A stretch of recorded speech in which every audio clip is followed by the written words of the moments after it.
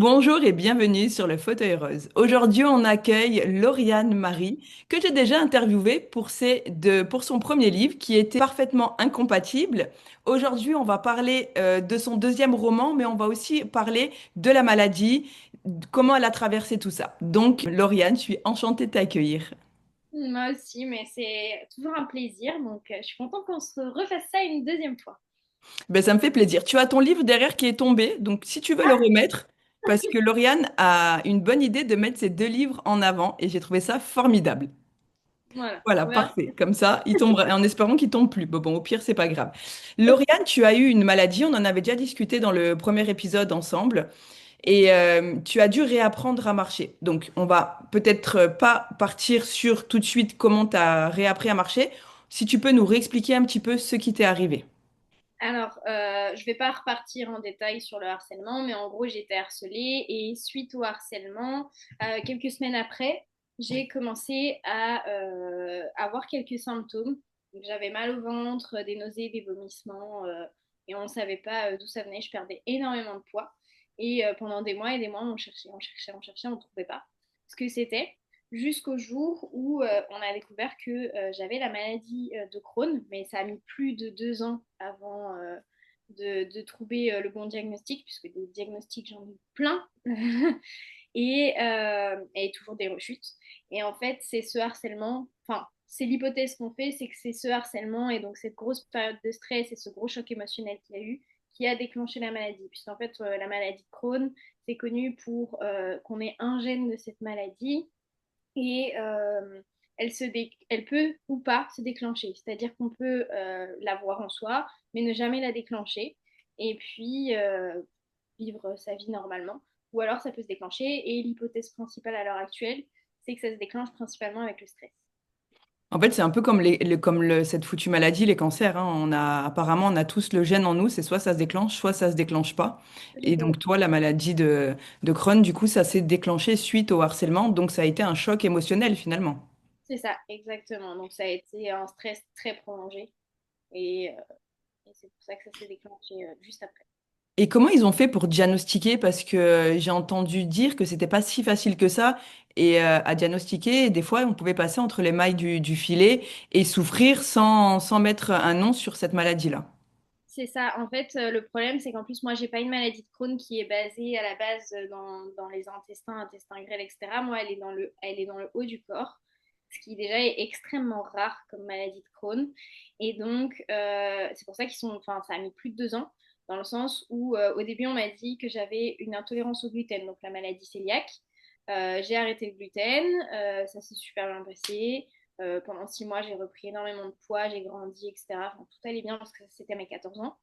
Et 6 mois après, je suis retombée malade. Une rechute de nouveau. On m'a dit, ah ben, intolérance au lactose et au lait. Donc, on a refait. Et en fait, à chaque fois, on faisait. Et à force, en fait, d'écrémer, de dire. Au début, on disait que ça allait être mes règles, que ça allait être. Que c'est des vers. Enfin, tu vois, on a tout testé. Donc, ils m'ont fait tellement d'examens que ce serait impossible de te donner une liste comme ça parce que j'ai vraiment passé toute mon adolescence à l'hôpital. Et jusqu'au jour où on a fait encore une coloscopie. Et là, on l'a vraiment vu et détecté. Mais c'est fou quand même d'avoir fait autant d'analyses. Et en fait, moi, ce qui m'énerve un petit peu dans le domaine médical, je suis passée par là aussi. Et moi, c'était un anévrisme de l'artère temporale, donc c'est différent. Mais pourtant, c'était sur leurs yeux, tu vois. Et en fait, on va te sortir des choses, limite, c'est dans ta tête qu'il y a quelque chose.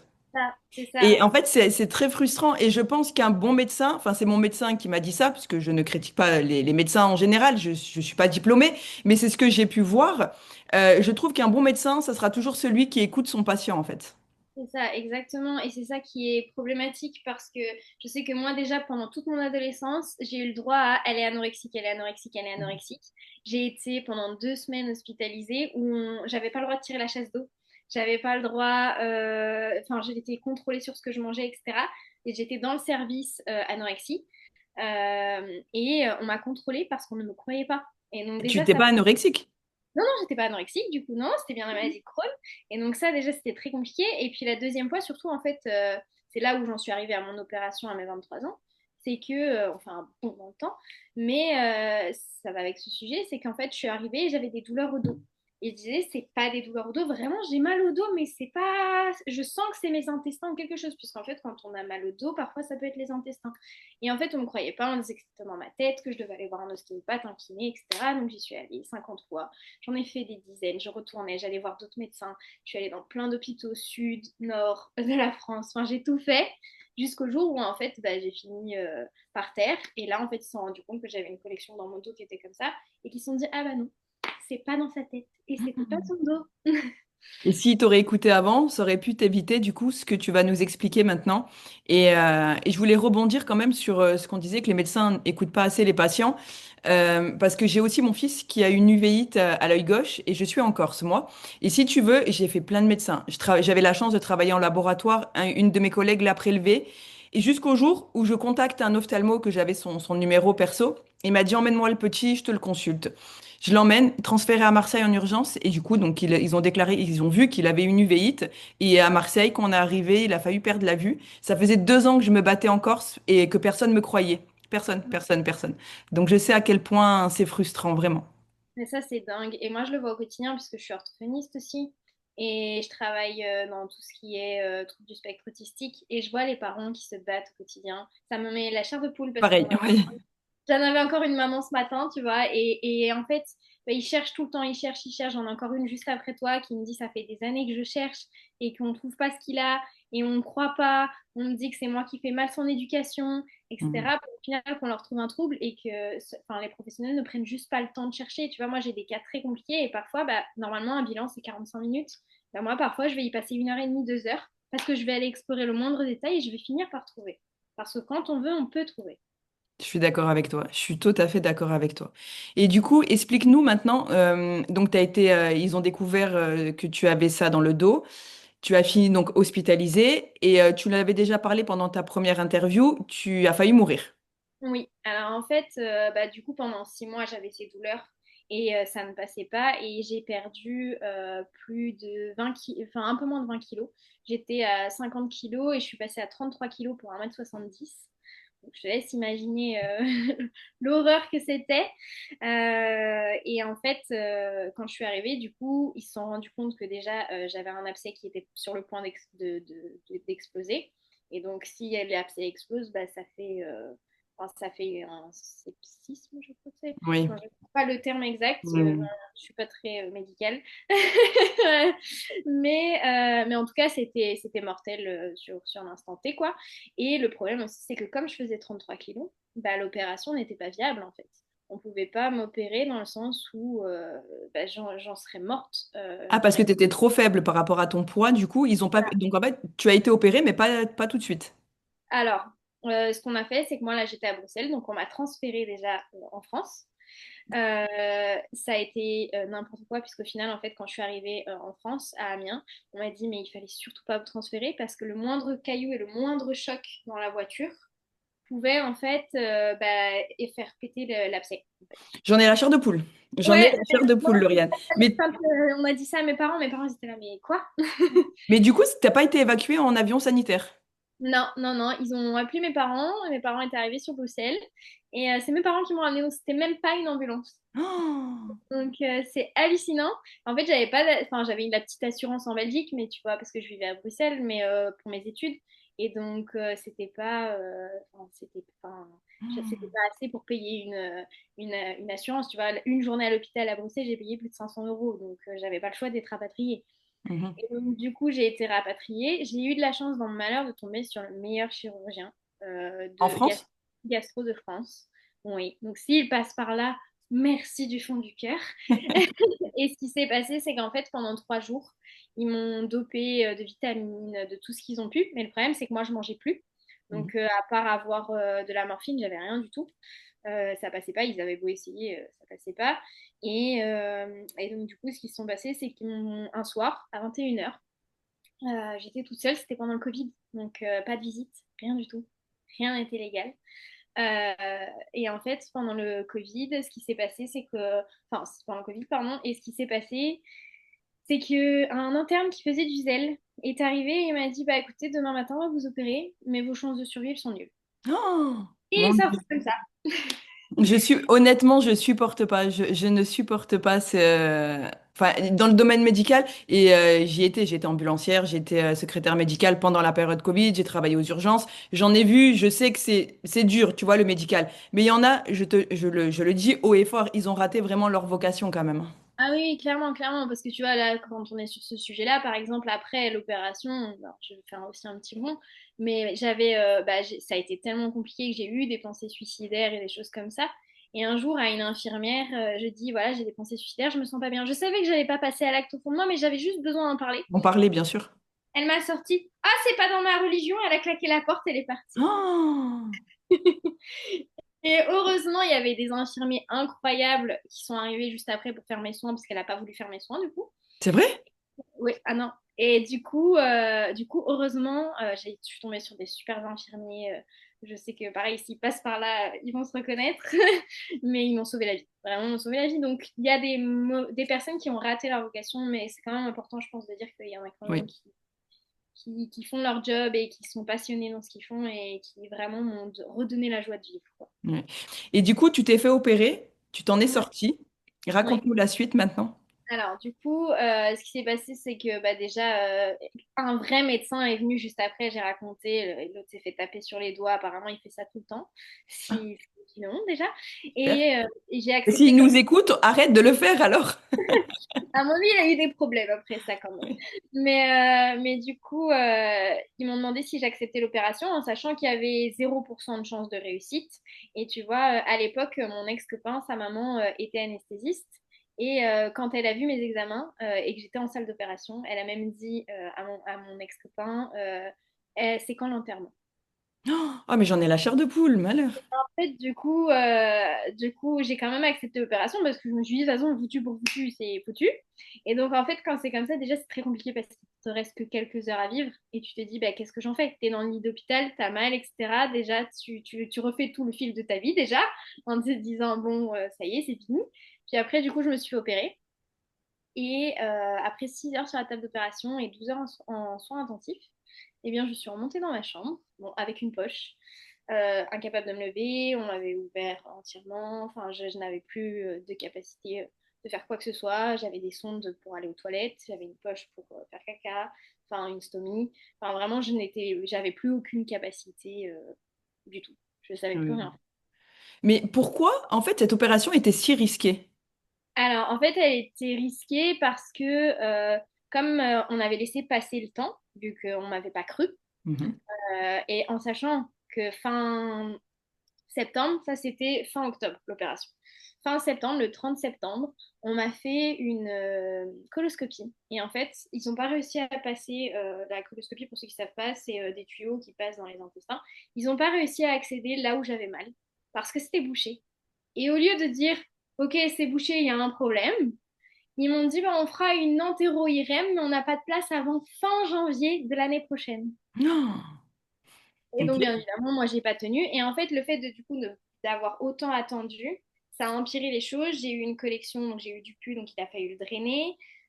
Normalement, en fait, quand tu as un abcès, tu peux enlever une petite partie d'intestin en faisant ce qu'on appelle une célioscopie. Donc, une célioscopie, c'est quatre petits trous minuscules où on passe des instruments. Oui, c'est ce qu'ils font pour l'appendicite. Voilà, moi, ils ont essayé, bien évidemment, ils se sont rendus compte tout de suite que c'était pas la peine. Donc, du coup, ils ont dû m'ouvrir entièrement et ils ont dû me poser une poche puisque il n'y avait pas de possibilité de remise en continuité puisqu'ils m'ont enlevé, j'ai pas envie de dire de bêtises, mais on était sur plus de 30 centimètres d'intestin, j'ai plus d'iléum, j'ai plus d'appendice, j'ai plus tout un tas de choses, quoi. D'accord. Donc en fait, ce qui a été risqué, c'était pas dû à ton infection, en fait, que ça provoque une septicémie. Ouais, ça, le poids, le fait qu'il y avait beaucoup à enlever, Mhm. bon, c'était un tout, en fait. D'accord, ok. Eh ben, en tout cas, franchement, je te le dis souvent, en message privé sur Insta, ça m'était une vraie guerrière. Et franchement, c'est un honneur de t'avoir devant moi, parce qu'en fait, c'est un petit peu ta deuxième vie là qui commence. Et du coup, tu en as profité pour te mettre à l'écriture. C'est ça, c'est ça. En fait, pendant les quelques heures juste avant l'opération, c'est là où tu te dis, ben, purée, j'ai raté ma vie. Genre, vraiment, c'est là où tu te dis, mais en fait, j'ai raté ma vie, j'ai eu peur de tout. De tout, de tout, de tout, de tout. J'ai jamais osé dire les choses, faire les choses, me rebeller, etc. Et en fait, je me suis juré que s'il y avait une infime chance que je puisse me réveiller, je lâcherais pas. Et je me battrais jusqu'au bout pour réaliser mes rêves. Et c'est ce que tu es en train de faire. Donc, tu peux vraiment, vraiment être fière de toi, Lauriane. Vraiment, sincèrement, je te tire mon chapeau parce que tu avais zéro chance de survie. Et le petit bout de femme que tu étais à ce moment-là, il a dit non. Non, non, je vais tout faire pour m'en sortir. Et puis, c'est beau parce que je sais aussi que tu es très proche de ton petit frère. Tu l'as protégé au collège quand tu t'es fait harceler. Donc, je pense que c'est dans ces moments-là aussi où les personnes qu'on aime, on veut pas les voir souffrir aussi. Donc, inconsciemment, je pense qu'il y a beaucoup de choses qui ont fait que tu es resté en vie. Maintenant, on va passer on va dire à un moment un peu plus glorieux. Tu as eu du mal à remarcher. Donc, j'aimerais que tu nous expliques un petit peu ce moment-là. Donc, il y a la rééducation qui t'a beaucoup aidé. Et après, du coup, il y a le sport. Donc, on va faire d'abord la rééducation, si tu veux bien. Bah alors déjà, avant même de remarcher, déjà, il a fallu que j'apprenne En fait, quand on te pose une poche, déjà, il faut que le système, ton corps redémarre, entre guillemets. Mon corps ne voulait pas redémarrer. Et c'était impossible. On avait beau essayer de me nourrir, enfin, le corps ne voulait pas bouger, ne voulait rien faire. Enfin, vraiment, les intestins, le système digestif, il n'y a rien qui voulait bouger. Et en fait, on m'a tout de suite conseillé une psychologue vu que j'avais des pensées suicidaires. Et c'est bête, mais elle m'a fait une séance. Elle m'a demandé de parler à mes parents de tout ce que je t'ai raconté la dernière fois sur le harcèlement. Et dans la minute, j'ai vomi toutes mes tripes et Hmm. mon corps a commencé à rebouger et à refonctionner en fait. J'ai pu En fait, as vu la psychologue et en fait, elle t'a dit de parler à tes parents. Mais tu l'as fait sans tes parents ou tu l'as fait avec tes parents? Alors en fait, du coup, j'ai fait la séance avec la psychologue et elle m'a dit, maintenant pour moi, ce qui va vous débloquer, ça va être, on va appeler vos parents, donc ils ont fait une visite exceptionnelle vu que c'était le Covid, et avec elle, j'ai re-raconté mon histoire, parce que c'était la première fois que je le racontais à mes parents. Et en fait, en le racontant à mes parents, à mon frère, etc., ça a déclenché quelque chose. Et ça m'a permis de commencer mon combat, en fait. Et donc de là, vu que j'ai pu, enfin, tout a un peu rebougé, j'ai pu remanger. J'apprenais en fait au début, juste à me lever déjà, enfin m'asseoir, tu vois, sur le lit, puisque j'avais plus d'abdos, donc tu sais plus te lever en fait. Eh oui. Donc juste ça déjà, je pense que j'ai mis 3 semaines à l'hôpital avant de savoir le faire. Après, ça a été, j'allais à quatre pattes. En fait, je refusais qu'on me change ma poche. Je voulais être tellement autonome que j'allais par terre et je rampais quand elles avaient le dos tourné, il ou elle, les infirmiers avaient le dos tourné, et je vidais ma poche toute seule. Parce que pour moi, enfin, je voulais vraiment me battre à fond là-dessus. Puis après, j'ai dû petit à petit faire 2 pas jusqu'aux toilettes, puis 3 pas. Et puis, enfin, en fait, c'était tout le temps. Il y avait de la kiné, j'avais kiné 3 fois par semaine. Et c'était tout le temps, tous les jours, tous les jours, tous les jours. Au début, je marchais, j'étais complètement voûtée. C'est parce que t'as les filles qui tirent, etc. J'ai été alitée, je pense, pendant 3 mois à peu près. Puis il y a eu la deuxième opération. Et après la deuxième opération, j'ai réussi à reprendre un petit peu. Et ça s'est fait progressivement sur les 6 mois. Au bout de 6 mois, j'arrivais à plus ou bien marcher, même si j'étais très vite fatiguée. Je pouvais me relaver les cheveux. Enfin, c'est un truc bête, tu vois, mais c'est quelque chose que j'ai discuté encore hier avec quelqu'un. Juste savoir se laver les cheveux toute seule. Mm. C'est une délivrance. Enfin, c'est toutes des petites choses que j'ai apprises à faire. Et après cette étape, j'ai pu réapprendre les plus grosses choses. Donc, aller faire une vraie balade, pouvoir porter des choses. Et c'est là où le sport est rentré dans ma vie. Mais du coup, je rebondis sur ce que tu dis. C'est fou parce que les petites choses anodines de la vie de tous les jours, se laver les cheveux, porter, par exemple, je dis une bêtise, un sac de course, aller prendre l'air, même marcher 5 minutes dehors, finalement, on s'en rend pas compte, mais c'est un privilège. Et c'est en fait, c'est triste, mais c'est dans ces moments-là qu'on se dit, mais en fait, j'ai pas été quoi. Je parle pas pour toi, mais aussi bien pour moi, pour toi que pour mes enfants. Mais en fait, on manque de gratitude pour les choses, tu vois, Ah, simples de la vie. On veut toujours plus et finalement, tu vois, te laver les cheveux. Et je te rejoins tout à fait parce que je me suis blessé l'épaule aussi et je pouvais pas me laver les cheveux, impossible. Et quand j'ai pu me relaver les cheveux, mais c'était un plaisir. mais oui, c'est ça, c'est un plaisir juste pouvoir prendre une douche. C'est C'est ça. c'est ça, Oui. prendre une douche, tu te dis, mais en fait, c'est tellement gratifiant, c'est tellement bénéfique, mais enfin, en fait, on en oublie les petites choses du quotidien. Et c'est ça que je trouve hallucinant. Et maintenant, je sais que je m'extasie devant tout, en fait, tout le temps. J'ai pas perdu Ça fait 5 ans. Là, j'ai fêté les 5 ans d'opération il y a quelques semaines. Et je vais avoir mon premier rendez-vous de 5 ans pour voir si je suis toujours en rémission. Et la semaine prochaine. Donc, je commence Tu à nous préparer. diras, hein. Oui, oui. Bon, après, c'est positif. Normalement, j'ai déjà fait les premiers examens. Donc, c'est positif. Mais oui, en fait, on n'est pas assez reconnaissant, je trouve, pour toutes ces petites choses et c'est dommage. C'est ça, et en fait, c'est quand il nous arrive quelque chose qu'on se dit, mais merde, merde, en fait. C'est déjà, il y a toutes les peurs qu'on avait, qu'on a des choses qu'on avait envie de faire et qu'on n'a pas osé faire, le regard des gens, pas avoir assez de gratitude, même pour un rayon de soleil. Même quand il pleut, on râle tout le temps quand il pleut. Ah, mais c'est chiant ce temps. Arrivé là, ben, en fait, c'est normal qu'il pleut. Mais du coup, en tout cas, vraiment bravo à toi parce qu'aujourd'hui, tu es là. Tu as eu la psychologue pendant combien de temps t'as eu des séances de psy? Alors, j'ai toujours ma psychologue, puisque en fait, de là, on m'a détecté une dépression. En fait, à force d'avoir la douleur pendant 6 mois, bah, je suis tombée en dépression, sachant que j'avais tout mon passé d'harcèlement, etc., qui n'avait jamais été traité. Donc, il y avait pas mal de bagages. Donc, je l'ai toujours à l'heure actuelle, puisqu'en fait, le problème aussi, c'est que le fait d'être alité, ça a déclenché ce que ça déclenche chez beaucoup de patients, à savoir une agoraphobie. Donc, pendant plus d'1 an, je n'ai pas pu sortir de chez moi. J'avais peur de sortir de chez moi. Juste aller sur ma terrasse, ça m'était impossible. La phobie que tu dis, c'est en fait la peur, c'est une peur sociale. Oui, c'est une peur sociale. Et donc, j'étais incapable de sortir dehors. Donc, c'était pas possible. Je devais rester chez moi, je devais voir personne. Même si quelqu'un venait chez moi, c'était très compliqué. Vraiment, c'était une catastrophe. Donc, j'ai mis plus d'1 an déjà à travailler là-dessus. Parce que du coup, quand tu as une peur sociale, bah, tu peux pas aller au rendez-vous médicaux. Donc, on avait littéralement emménagé dans un immeuble où il y avait les médecins en fait en dessous pour que D'accord, je puisse en fait bah, avoir accès à mes rendez-vous médicaux en fait. Et d'accord. c'était extrêmement compliqué et de là j'ai réussi à faire les petits pas, un petit pas par petit pas. Et donc c'est seulement maintenant où je commence à bien travailler tous mes gros traumas avec la psychologue puisque jusqu'à maintenant en fait c'était de la survie. Et là ça fait vraiment 1 an et demi que je suis plus en 1 an, je suis plus en survie en fait. C'est beau, non? De plus être en survie.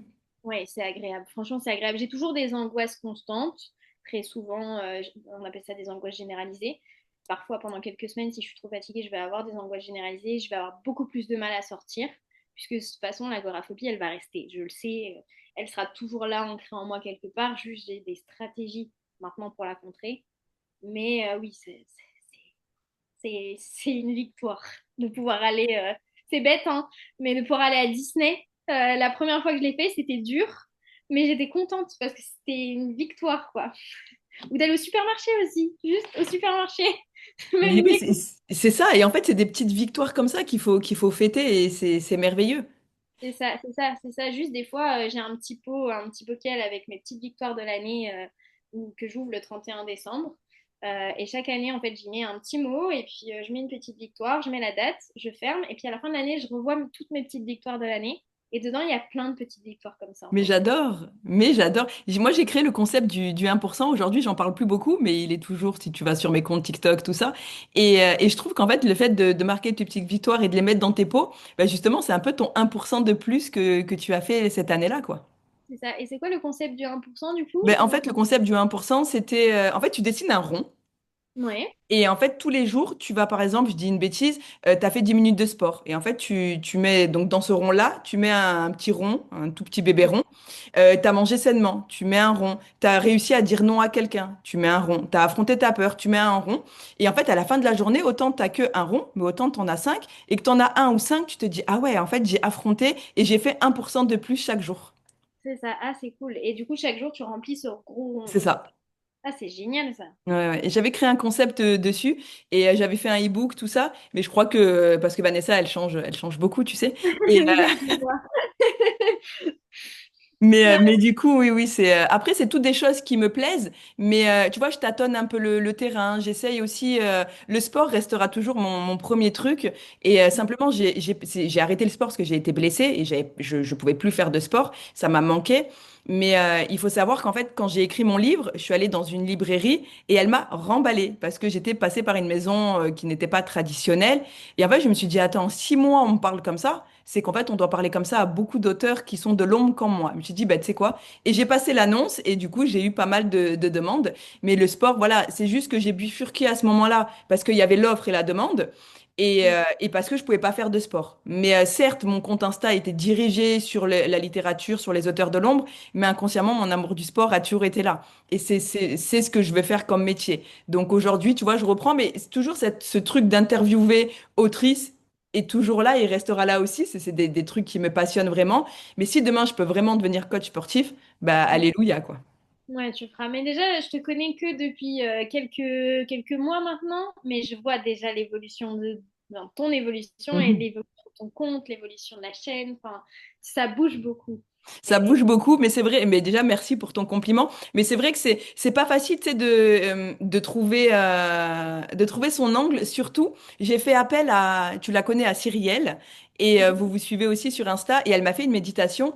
Et dans sa méditation, elle me dit, arrête d'être validé par les autres, valide-toi toi-même. Et j'ai trouvé ça puissant et ça me correspondait vraiment parce que moi, j'ai toujours été dans la validation d'autrui, pas de moi-même. Et aujourd'hui, tout ça, tu vois, maintenant, c'est ancré dans ma tête, je l'ai bien compris. C'est ce que j'aime faire. Tu vois, s'il y a des gens qui veulent se désabonner parce qu'aujourd'hui, je partage du sport, tant pis. En tout cas, je suis toujours intervieweuse, mais en tout cas, je vais pas arrêter de faire le sport finalement parce que ça plaît pas à certaines personnes. Tant pis.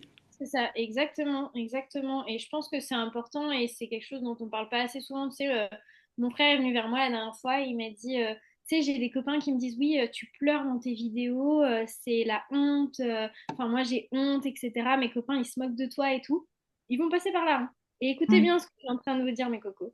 Et parce que j'ai répondu la même chose à mon frère, bah, désabonnez-vous. C'est pas mon problème. En fait, moi, j'ai le courage de faire ce que que vous n'avez jamais eu le courage de faire. Je montre les failles et je me montre vulnérable parce que je sais que derrière, bah, je vais recevoir de la bienveillance. Et puis même si j'en reçois pas, bah, je me suis montrée telle que je suis et j'ai pas besoin d'être belle.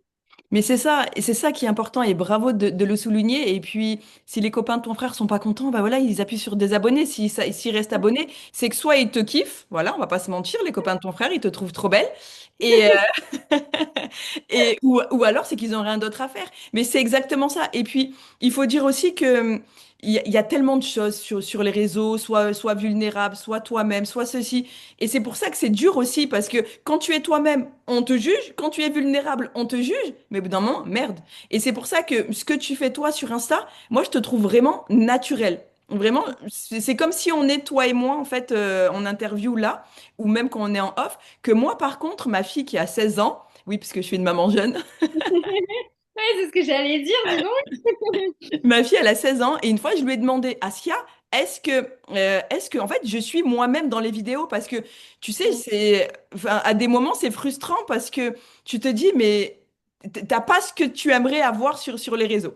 Et ma fille, elle me dit non, elle me fait, t'es toi-même simplement. Elle m'a dit que dans la vraie vie, avec des guillemets, la vraie vie, Instagram, elle m'a dit que dans la vraie vie, en fait, j'étais plus spontanée que sur les réseaux, en fait. On voyait qu'en fait, sur les réseaux, j'avais un peu peur d'être vraiment moi-même. Ah, c'est le seul truc qu'elle m'a dit. Donc, du coup, je suis moi-même, mais avec des peurs. Ouais, mais ça, je pense que c'est normal. Tu vois, quand moi je vois, je fais mes stories, je me sens toute gênée, toute crispée. Les gens qui me connaissent me disent ton sourire est tout crispé. Je pense que c'est normal. C'est un truc que, enfin, on n'a pas l'habitude de parler à son téléphone, tu vois. C'est ça. Donc, il faut qu'on apprenne, hein. C'est pas évident. Mais en tout cas, c'est bien d'avoir abordé ce sujet-là avec toi. Franchement, ça me fait du bien parce que les gens peuvent se dire, putain, mais elle change toutes les 5 minutes de bio, mais ceci, mais cela. Et tu vois, c'est moi qui dois t'interviewer, mais du coup, c'est toi qui m'as posé cette question. Et franchement, je te remercie parce que, bah, interview, discussion, je trouve ça top. Parce que non, c'est pas que je sais pas ce que je veux faire, je sais ce que je veux faire. Mais finalement, en fait, j'ai jamais vu une autrice de feel good faire, tu vois, être coach fitness.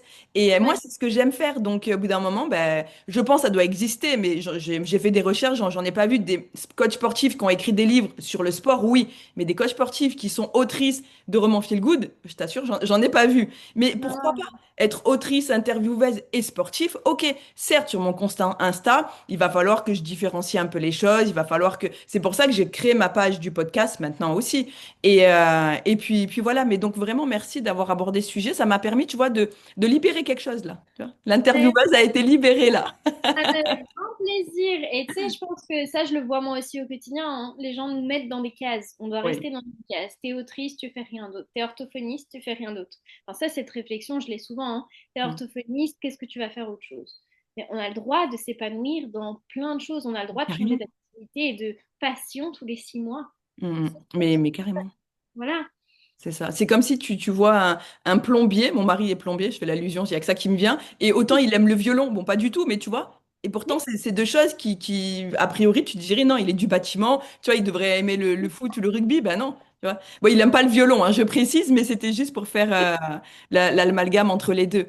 Donc, je trouve cette parenthèse, quoi, c'est plus qu'une parenthèse là maintenant importante. On n'a plus beaucoup de temps, Lauriane, ça va bientôt, l'interview va bientôt s'arrêter. Est-ce que Oui. tu peux nous dire, du coup, toi, le sport, il a quel rôle dans ta vie? Alors, au début, le sport, il a eu juste le rôle déjà de m'aider à ne plus avoir de vertige parce qu'en fait, après l'opération, vu qu'en fait j'étais plus musclée au niveau des cervicales et que j'arrivais plus à me lever, ben, le sport déjà en fait m'a juste permis de tenir debout. Qui est C'est très important. Voilà, au premier abord, en fait, le sport, je le faisais vraiment, c'était en complément de mes rééducations. Et au début, il faut pas se le dire, ça me cassait les pieds. Vraiment, ça me cassait les pieds. Je détestais ça. Je suis d'une famille de grands sportifs. Et en fait, le problème, c'est qu'ils m'ont dégoûté du sport. Ils le savent, ils passent C'est par très là. souvent comme ça. Et du coup, c'était impossible. J'étais très douée en sport, mais je ne pouvais plus en faire tellement, en fait, j'en avais fait. Et du coup, ça a été un long combat. Au début, je détestais ça, mais je savais que c'était pour mon bien. Donc déjà, c'était le premier point. Puis après, j'ai fait du sport petit à petit, plus pour le plaisir, parce qu'en fait, plus j'en faisais, plus je me rendais compte qu'après, je me sentais libérée au niveau de mes émotions, au niveau de... Enfin, tu vois, je me sentais plus en confiance. Je voyais mon corps changer. Je voyais que je prenais un peu de muscles, un peu de fesses, un peu de, un peu de là, un peu d'abdos. Et tu sais, je me disais, mais en fait, je me trouve beaucoup plus belle. Et, euh, et j'arrivais à apprécier mon corps parce que mon corps, bah, il a beaucoup de cicatrices. Et du coup, bah, ça m'a permis en fait de m'accepter moi-même et de me trouver jolie et du coup de prendre confiance en moi. Ok, merci pour cette précision, parce que le sport, finalement, oui, c'est ça, en fait, il te redonne confiance en toi, et c'est ce qu'il a eu le même effet sur moi quand j'ai commencé à me mettre au sport en 2019 par rapport à ma dépression. Au début, je savais pas que j'étais en dépression, je l'ai su en 2020, Non, mais c'est du coup, pas tu vois, ça aide dans la confiance en soi, dans le fait de réussir à se regarder dans le miroir, donc ça aide beaucoup sur beaucoup de choses. Donc, merci d'avoir parlé, enfin, d'avoir dit ce que tu pensais. Peux-tu maintenant nous présenter tes deux livres qu'on voit bien derrière, si tu peux les prendre et les approcher de la caméra, et on va se quitter sur ça. Ok, alors du coup, bon, le premier, on en avait déjà parlé, mais du coup, on est sur Parfaitement Incompatible, donc une romance dystopique où on va suivre l'histoire de Skylar. Je sais pas si tu veux un petit résumé ou si je passe au suivant. Tu peux nous faire un petit résumé, c'est juste que il nous reste 5 minutes. Entre eux, voilà, il faut jongler. Ça marche. Mais donc, du coup, on va se retrouver dans une cité où l'amour est interdit. Et on va suivre la petite histoire de Skylar qui va devoir bah, affronter son destin puisqu'elle va être liée à son meilleur ami, Elliot. La cérémonie des attributions à ses 25 ans. Et en fait, il s'avère que Skylar, elle ne sait pas pourquoi elle n'est pas conditionnée comme les autres. Et donc, on va devoir découvrir pourquoi elle n'est pas conditionnée comme les autres et en quoi ce non-conditionnement va ou non changer le cours de l'humanité. Et le deuxième, il me paraît énorme. Le deuxième, il est énorme. Ah, on est d'accord, hein. Il est énorme. Et c'est la suite. Alors, c'est pas la suite. Enfin, oui, il est Ah, considéré comme un tome 2, ok. mais on peut les lire indépendamment les uns des autres. Et on va C'est-à-dire, comprendre. voilà, c'est ça. Ok. Si tu aimes vraiment la saga, mais les petites lectrices qui ont déjà lu les deux, on dit non, vaut mieux lire le premier et ensuite le deuxième. Parce que le premier, en fait, comme il est petit, te permet de plonger dans l'univers. Si tu n'aimes Oui. pas l'univers, bah, ça sert à rien d'aller lire le plus grand. Et en fait, ici, on va suivre une autre jeune fille qui s'appelle Alissa. Et en fait, elle, à l'inverse de Skylar qui vient du secteur 1, elle vient du district 14. C'est un peu comme Hunger Games. Et donc, tu as plein de districts et on va voir vraiment les différences entre les districts. Et on va voir en quoi son histoire d'amour à elle peut aussi changer l'humanité. Et on va retrouver certains personnages, je ne dis pas lesquels, mais on va retrouver certains personnages de ce roman dans celui-ci. Et on va voir un petit peu, il y a une partie où ce sera un peu la suite de celui-ci, mais on n'a pas besoin de lire celui-ci pour comprendre celui-ci. Ok. Et moi, je vais juste faire la parenthèse. Lauriane met en place sur son compte Insta, elle va nous dire le mot exact, pour que Netflix ben, la contacte et pour qu'elle puisse, que ses livres, en fait, deviennent une série Netflix. C'est ça. En fait, tous les dimanches, je fais un petit vlog sur semaine, là on est à 22, je crois, semaine 22 pour adapter parfaitement incompatible sur Netflix. Voilà. Et on suit ma petite semaine et ma petite routine en tant qu'autrice, orthophoniste, caméraman, actrice, J'adore. tout. Parce que c'est ça aussi qu'il faut se dire, c'est que là, on rentre pas dans les cases. Quand on est auteur, on fait de tout. Mais De c'est tout. ça. Et nous, on aime bien les gens qui sont pas dans des cases, qui sont pas formatés. Moi, de toute façon, j'aime bien l'imperfection et j'aime bien les gens qui sortent du lot et qui font plein de choses et qui libèrent leur créativité. Et c'est ce que je retrouve vraiment fortement chez toi. Et t'es orthophoniste, t'es autrice, t'aimes le sport, enfin, et puis t'es très, très créatif. Donc, enfin, c'est Ouais. juste top, en fait. Parce que, bah, aujourd'hui, t'as décidé de vivre et donc, c'est important que tu n'aies aucun regret. Lauriane, je te remercie infiniment pour cette interview. Vraiment. Est-ce que tu peux nous dire où c'est qu'on peut retrouver tes livres? Et puis bah, après, je te laisse. Alors, vous pouvez les trouver n'importe où, Fnac, Amazon, Cultura, mais vous pouvez aussi les trouver en MP sur Instagram, donc Lauriane Marie underscore, donc tiré du bas, autrice. De toute façon, Il y aura tes liens en description. mettra mon lien et vous me contactez en MP et je vous ferai une petite dédicace personnalisée.